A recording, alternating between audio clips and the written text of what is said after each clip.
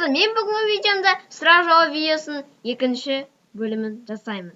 Міне мынау достарымның және подписчиктерім жазған сұрақтары. Міне, бірінші Кәусәрдікі, екіншісі Әкежандікі. Ана видеода көп просмотр алдым. Қазір 20-ға да жетіп қалды.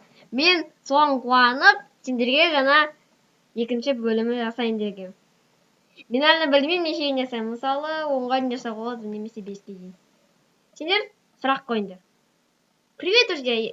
Вот смотрите, типа от подписчика, это моих друзей. Это от Каусара, это от Акежана.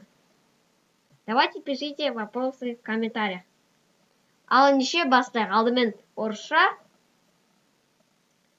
наоборот. Алдымен қазақша, содан кейін орысша.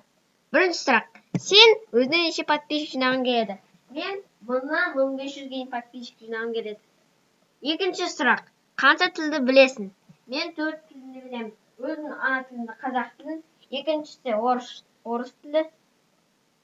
Орысша білемін деп болады. Үшіншісі ағылшынша білемін. Кішкене сөздер. Төртіншісі араб тіліндегі сөздерді кішкене білемін. Соңғы сұрақ. Бұл рубрика басқаларға ұнады. Екінші бөлімі шыға ма? Шығады әрине. Өйткені міне көрсеңдер мені. Өйткені мен шығарған жақсы көремін осындай видеоларды. Енді орысша. Ты сколько хочешь подписчиков набрать? Я хочу от 1000 до 1500 подписчиков. Это мне хватит. И даже больше. Второй вопрос. Ты сколько знаешь языков? Я 4 языка знаю.